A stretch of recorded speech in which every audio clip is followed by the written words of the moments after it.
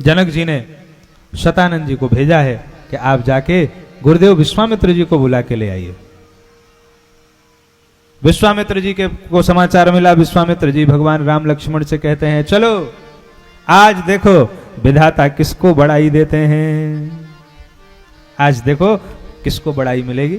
लक्ष्मण जी ने कहा, गुरुदेव बड़ाई तो उसी को मिलेगी जिस पर आपकी कृपा होगी, जिस पर आपका अनुग्रह होगा वही बड़ाई प्राप्त कर सकता है। सब हंसने लगे लक्ष्मण जी की बात सुन करके, और रंगभूमि में प्रवेश हो रहा है। जिसकी जैसी भावना है सब दर्शन कर रहे हैं, जिनके रही भावना जैसी प्रभु मूर्ति ने देखी तैसी। सब अपने अपने अनुसार देख रहे हैं। देखें रूप महारणधीरा, ये बड़े रणधीर थे, धीर रणधीर, उनको भगवान कैसे दिखाई दे रहे हैं, मनहु वीर रस धरे शरीरा। योद्धाओं को भगवान ऐसे दिख रहे हैं मानो मूर्तिमंत वीर रस ही शरीर धारण करके चला आया हो। और जो कुटिल राजा हैं, कपटी राजा हैं, उनको भगवान काल के समान दिखाई दे रहे हैं। भयानक मूर्ति दिखाई दे रही है, सारे रस प्रकट हो रहे हैं आज यहाँ पर। विदुषण प्रभु विराट में दिशा, विद्वानों को भगवान विराट रूप में दिखाई दे रहे हैं। योगिन परम तत्वमय भाषा, योगियों को परम तत्व के रूप में भाषित हो रहे हैं। सब अपने अपने अनुरूप दर्शन कर रहे हैं। और महाराज जनक और महारानी सुनैना को भगवान शिशु के रूप में दिखाई दे रहे हैं। शिशु सम प्रीति न जाए बखानी। जैसे ही भगवान आए विश्वामित्र जी के संग, जनक जी महाराज अपने सिंहासन से उठ खड़े हुए, दौड़ करके आए, गुरुदेव विश्वामित्र को प्रणाम किया और प्रणाम करके ऐसे देख रहे हैं, गुरुदेव कोई चूक, हाँ कोई नहीं, सब हाँ भली रचना, अच्छी व्यवस्था है आपकी। अब तो जनक जी महाराज गदगद हो गए। आप कोई तैयारी करो, कोई सुंदर व्यवस्था करो, तैयारी करो, और किसी संत के द्वारा प्रशंसा हो जाए तो मानना चाहिए कि आपका कार्य सफल हो गया है। तो जनक जी ने इतनी सुंदर रचना करी है, पर उनको संतोष नहीं हो रहा है कि जब तक विश्वामित्र जी ना कह दें तब तक संतोष नहीं हो रहा है। इसलिए जब जनक जी को विश्वामित्र जी ने कहा भली रचना, सुंदर व्यवस्था है, अब जाके जनक जी को संतोष हो गया। और जनक जी विश्वामित्र जी को लेके गए। सबसे ऊंचा मंच गुरुदेव भगवान के लिए बनवाया गया है। सब मंचन ते मंच एक सुंदर विशद विशाल, मुनि समेत दो बंधु तहां बैठा रे महिपाल। सब मंचों से ऊंचा एक मंच है, और उसमें गुरुदेव विश्वामित्र जी के संग भगवान राम और लक्ष्मण दोनों को बैठाया। अरे सबसे ऊंचे मंच पर क्यों बैठाया? सबसे ऊंचे मंच पर इसलिए बैठाया कि विश्वामित्र जी कोई सामान्य महात्मा है। विश्वामित्र महामुनि ज्ञानी, ये महामुनि है, ज्ञानी है। और दूसरी बात, ये विश्वामित्र जी के संग जो आए हुए हैं ये कोई सामान्य राजा थोड़ी हैं, ये तो राजा के भी राजा हैं, ये तो राजाओं के भी राजा हैं, ये तीनों लोकों के राजा हैं, ये ब्रह्मांड के राजा हैं। इसलिए सबसे ऊंचा आसन भगवान राघवेंद्र सरकार के लिए जनक जी ने लगाया। सब मंचन ते मंच एक सुंदर विशद विशाल, और मुनि समेत दो बंधु तहां बैठा रे महिपाल। दोनों भैया बैठ गए, गुरुदेव के संग बैठे हुए हैं, और कपटी राजा गाल बजा रहे हैं। जहां तहां वो गाल बजा रहे हैं अपना उनका। हाँ, कुछ लोग हर जगह होते हैं ऐसे गाल बजाने वाले, तो उनकी बातों पर ध्यान नहीं देना चाहिए, इसलिए भगवान ध्यान नहीं दे रहे हैं। और राजा जो है कह रहे देखते हैं आज कौन सीता जी से विवाह कर लेगा, देखते हैं। हाँ, बड़ी बड़ी बातें कर रहे हैं। भगवान मुस्कुरा रहे हैं, बोलने दो, इनका काम ही है बोलने का, ठीक है। खल परिहास हो हित मोरा, काग कहे कलकंठ कठोरा। इतने में जनक जी महाराज कहते हैं अपने बंदी जनों को, मेरी प्रतिज्ञा सुनाओ सबको। बंदी जन आए हैं, बंदी जन प्रतिज्ञा सुना रहे हैं। बंदी जन कहते हैं, दोनों भुजा उठा के बंदी जन कह रहे हैं, सुनो सब राजा लोग ध्यान पूर्वक सुनो। तुम्हारी भुजाओं में जो बल है चंद्रमा के समान, और जो भगवान शिव का जो धनुष है वो राहु के जैसा कठोर है। आज जो शिव धनुष को तोड़ेगा उसके साथ बिना किसी शर्त के सीता जी का विवाह कर दिया जाएगा। जो शिव धनुष तोड़ देगा विवाह हो जाएगा सीता जी से। सारे राजा तैयार और माता सीता रनिवास में माताओं के मध्य बैठी हैं। बंदी जनों ने समाचार दिया और उसके बाद सारे राजा खड़े हो गए। गोस्वामी जी लिखते हैं कितने राजा खड़े हुए? कहा सब खड़े हो गए। भूप सहस दस एक ही 12। बहुत से लोगों को यहां भ्रम हुआ, बोले महाराज 10,000 राजा धनुष में कैसे लग जाएंगे? 10-10 हजार राजा वो धनुष को कैसे पकड़ लेंगे? देखिए यहां गोस्वामी जी के कहने का भाव यह है कि भूप सहस दस एक ही 12। 12 का अर्थ दिन भी होता है। बार माने दिन, रविवार सोमवार ये दिन होता है।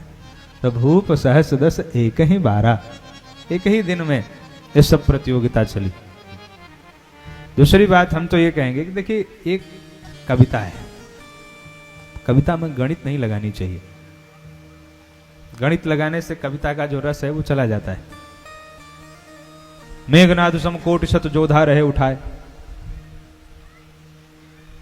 ये एक भाव है कि 10,000 राजा एक साथ दौड़े। इसका मतलब है कि भगदड़ मच गई, सारे राजा टूट पड़े, अब भगदड़ की स्थिति हो गई, यह वही भाव है। और पूरे दिन वो उठापटक चलती रही। धनुष उठाने की बात छोड़ो, एक तिल भर कोई अपनी धनुष को उसकी जगह से छुड़ा नहीं पाया। सब राजा करके बैठ गए। और कैसे बैठे? मानव संपत्ति सकल गमाई, मानो कि सब लुट गया हो। सब लुटा के आके बैठ गए, श्रीहीन हो गए। बैठ तो गए लेकिन कोई घर नहीं जा रहा है। इन राजाओं से कोई कहे जब तुमसे धनुष नहीं टूटा तो अपने घर जाओ, तो उनका उत्तर ये था, बोले देखो हमसे नहीं टूटा, हो सकता है किसी से न टूटे, और जब किसी से नहीं टूटेगा तो महाराज जनक इसकी फिर शर्तों में परिवर्तन करेंगे। हो सकता है किसी से न टूटे तो सब मिलके एक दूसरे को तोड़ें, और जो अंत में बचेगा उसी के साथ विवाह हो जाएगा। क्या मतलब, घर जाएंगे तो फिर तो मौका ही नहीं रहेगा कोई, इसलिए बैठो चुपचाप। तो सब ऐसे मुंह नीचे करके बैठ गए, जो होगा देखा जाएगा। कोई जा नहीं रहा है घर, सब बैठ गए। और जब सब बैठ गए, जनक जी को थोड़ा बुरा लगा। क्यों? अरे भाई जिससे काम होना है वो अपनी जगह से उठ नहीं रहे, और जिससे कुछ होने वाला नहीं है वो बिना तोड़े मान नहीं रहे। इसलिए जनक जी को लगा अब तो कुछ करना पड़ेगा। जनक जी ने सोचा क्या करें, क्या करें कि भगवान राम खड़े हो जाएं। जनक जी को लगा भगवान है मणि और लक्ष्मण जी हैं फणी। अगर मणि को छेड़ दिया जाए तो फणी खड़ा हो जाएगा। इसका मतलब जब तक लक्ष्मण जी खड़े नहीं होंगे तब तक भगवान राम खड़े होने वाले नहीं है।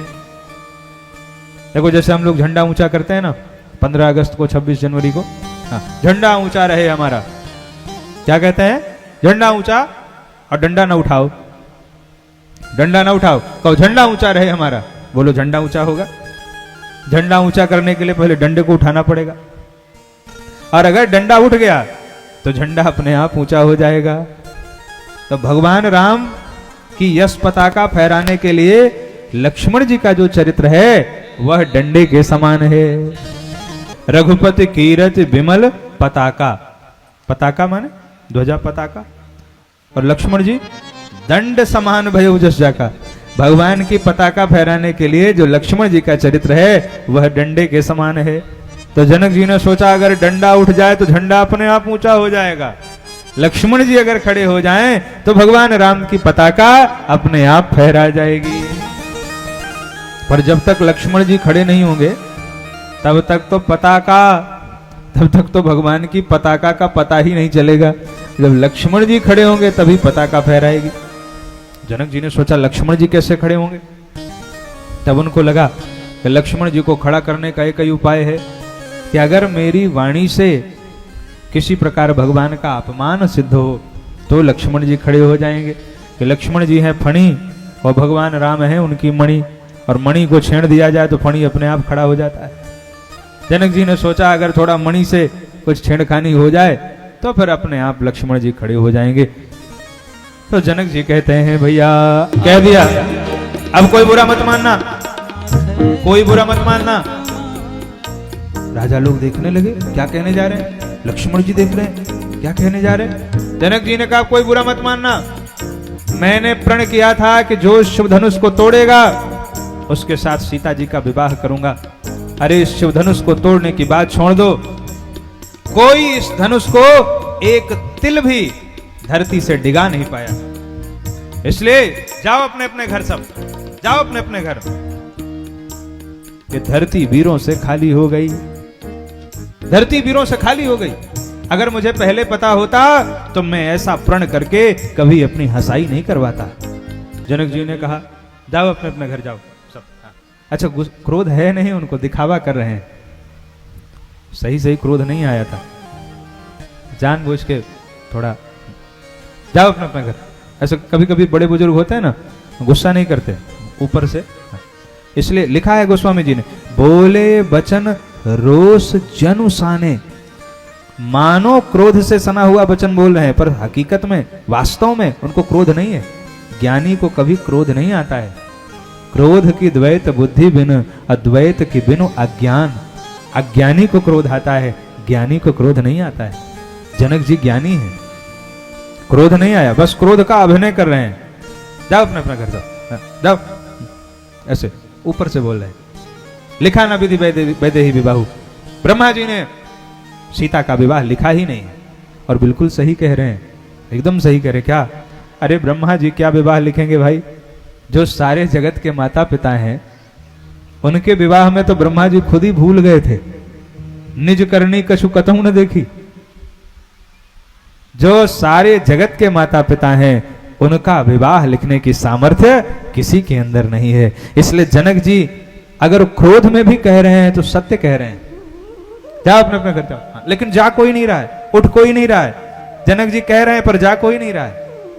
अच्छा जनक जी की दृष्टि किधर है, लक्ष्मण जी की ओर। जनक जी लक्ष्मण जी को देख रहे हैं कि रिएक्शन हो रहा है कि नहीं हो रहा है। और इधर तो जनक जी ने कहा अब जनी को माख है भटमानी। हाँ तो देख रहे हैं लक्ष्मण जी की ओर। हाँ, माखे लखन कुटिल भई भाव हैं। लक्ष्मण जी को माखे लखन, क्रोध आ गया लक्ष्मण जी को। और जब लक्ष्मण जी को क्रोध आया तो जनक जी महाराज प्रसन्न हो गए। काम हो गया, काम हो गया। लक्ष्मण जी को क्रोध आ गया, बड़ा क्रोध। लक्ष्मण जी खड़े हुए अपने स्थान पर, खड़े हुए लक्ष्मण जी, और खड़े होकर के क्या किया, भगवान को प्रणाम किया। और भगवान को प्रणाम करके कहते हैं, लक्ष्मण जी को क्रोध आ गया, लक्ष्मण जी खड़े हो गए, भगवान से कहते हैं प्रभु रघुवंशियों में से एक भी जहां विद्यमान हो वहां ऐसी भाषा का प्रयोग करना चाहिए। रघुवंशी मह जो कोई हो, रघुवंशियों में कोई एक हो, रघुवंशी क्षत्रिय विद्यमान हो, ऐसी भाषा का प्रयोग, इनको कदापि ऐसी भाषा का प्रयोग नहीं करना चाहिए था। अब लक्ष्मण जी को क्रोध आ गया। सुनो भानु कुल पंकज भानु, कहूं स्वभाव न कछु अभिमानु। अभिमान में नहीं कह रहा हूं, आप एक बार आज्ञा देके देखिए। भगवान मुस्कुरा रहे हैं, आज्ञा देके देखिए, एक बार आज्ञा दीजिए। तो भगवान ने कहा क्या कर सकते हो। लक्ष्मण जी ने कहा क्या कर सकता हूं, इस पूरे ब्रह्मांड को गेंद के जैसा उठा सकता हूं मैं। जो तुम्हारा अनुशासन पावो, कंदु के वो ब्रह्मांड उठावो, गेंद के समान इस पूरे ब्रह्मांड को उठा सकता हूं। जो राजा लोग थे कह रहे थे देखो हम तो पहले ही कह रहे थे अपने अपने घर चलो। अब ये राजकुमार कह रहा है कि हम ब्रह्मांड उठा देंगे। अपने अपने घर में रहते तो कहां ये सब परेशानियों में फंसते। दूसरा कहता है क्यों रे तेरा घर कोई ब्रह्मांड के बाहर है क्या। अरे ब्रह्मांड उठेगा तो तू भी उठ जाएगा, चाहे यहां रहे चाहे वहां रहे, क्या फर्क पड़ता है। तो बोले कहां जाएंगे, कहा जहां सब जाएंगे वहां हम भी जाएंगे। और लक्ष्मण जी ने तब तक कह दिया काचे घट जिमिडारों फोरी, कच्चे घड़े के समान पटक करके मैं उसको फोड़ सकता हूं। सकौ मेरु, हरि राम राम। सुनो तो लक्ष्मण जी क्या कह रहे हैं, सकौ मेरु मूलक जिमि तोरी। मैं कभी मूली को हाथ से तोड़ा है? लक्ष्मण जी कह रहे हैं मैं सुमेरु पर्वत को मूली के समान तोड़ सकता हूं। कितनी बड़ी बात। और भगवान ने कहा और बताओ। लक्ष्मण जी कहते हैं और बताओ। लक्ष्मण जी कहते हैं मैं इस जीर्ण शीर्ण धनुष को 100 योजन तक लेके दौड़ सकता हूं। भगवान ने कहा इतनी शक्ति है? धीरे से भगवान ने पूछा इतनी शक्ति है? लक्ष्मण जी कह रहे अपने बल से कही कौन रहा है प्रभु। क्या सुंदर भाव है यार। देखिए शिक्षा लीजिए लक्ष्मण जी से। जोश तो है पर होश नहीं खोया। भगवान ने कहा इतनी शक्ति है। लक्ष्मण जी कह रहे हैं अपने बल से कही कौन रहा है। जाओ किसके बल से कह रहे हो? लक्ष्मण जी कहते हैं, लक्ष्मण जी ने कहा मैं ये सारे काम कर सकता हूं। किसके बल से कर सकते हो? बोले तब प्रताप महिमा भगवाना, आपके बल से। यही भक्तों की पहचान है। भक्त बड़े से बड़ा काम कर सकता है पर श्रेय परमात्मा को देता है। जो दुर्जन होते हैं, जो अभिमानी होते हैं, वो स्वयं श्रेय लेते हैं, पर जो भक्त होते हैं वो सारा श्रेय भगवान को दे देते हैं। प्रभु आपकी कृपा से सब हुआ है। और हम सबको लक्ष्मण जी के जैसे भगवान से एक बात कहनी चाहिए, क्या? मेरा आपकी कृपा से सब काम हो रहा।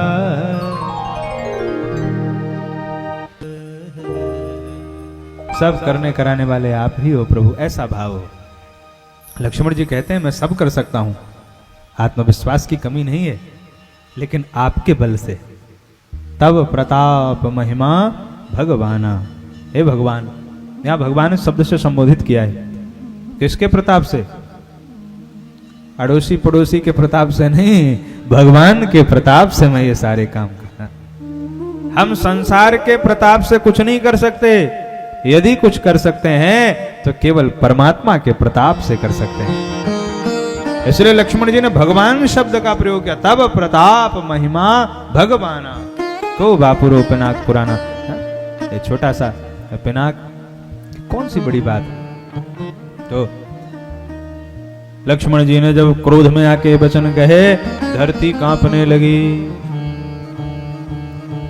लखन सकोप वचन जे बोले, डगमगाने मही दिग्गज डोले। धरती कांप गई। लक्ष्मण जी जब क्रोध किए, धरती कांप गई। धरती कांपने लगी। भगवान ने कहा लक्ष्मण बैठ जाओ। तुम क्रोध कर रहे हो तो धरती कांप रही है। लक्ष्मण जी ने कहा भैया जिसको कांपना चाहिए वो तो कांप ही नहीं रहा है। धरती कांपी तो क्या फायदा? ना तो धनुष कांप रहा है ना आप कांप रहे हो। आप दोनों स्थिर बैठे हुए हो। और मेरे क्रोध करने से क्या लाभ? भगवान ने कहा तुम्हारे क्रोध करने से लाभ हुआ है। क्या लाभ हुआ प्रभु? देखो पहले पूर्व दिशा की ओर लालिमा छाती है, उसके बाद सूर्योदय होता है। पहले अरुणोदय होता है फिर सूर्योदय होता है। तुम्हारे क्रोध की लालिमा छा गई है, अब राम प्रताप का सूर्य भी उदित होने वाला है। इसलिए बैठ जाओ लक्ष्मण, तुम बैठ जाओ। आपने अपना काम कर दिया है, बैठ जाओ। लक्ष्मण जी महाराज बैठे और सिंह हिया हरसु, सीता जी को बड़ी खुशी हुई। जनक जी को थोड़ा संकोच लगा कि मतलब ठीक है अभिनय कर रहे थे लेकिन इतनी बात हो गई, चलो कोई नहीं ठीक है। पर सीता जी को बहुत प्रसन्नता हुई। लक्ष्मण जी बैठ गए अपने स्थान पर। और उसी समय गुरुदेव को क्या लगा? गुरुदेव भगवान को लगा बड़ा शुभ समय है, समय आ गया है। देखो कोई भी काम करने का एक समय होता है, हर चीज का समय ना होता है। असमय में कोई काम करिए आप नहीं होगा, उसका समय आएगा तो हो जाएगा। समय समय पर होता है समय समय की बात, किसी समय का दिन बड़ा किसी समय की रात। समय समय की बात है। एक संत कहा करते थे समय समय पर होता है समय समय की बात, राम जन्म का दिन बड़ा कृष्ण जन्म की रात। समय पर ही काम होता है। और समय आ गया तो विश्वामित्र जी कह रहे हैं अब देखो इधर भी समय आ रहा है और उधर भी समय आ रहा है। ठाकुर जी का आज विवाह उत्सव है तो उसका आनंद भी हम लोग लेंगे। तो समय आ गया, समय आया। विश्वामित्र जी महाराज कह रहे हैं,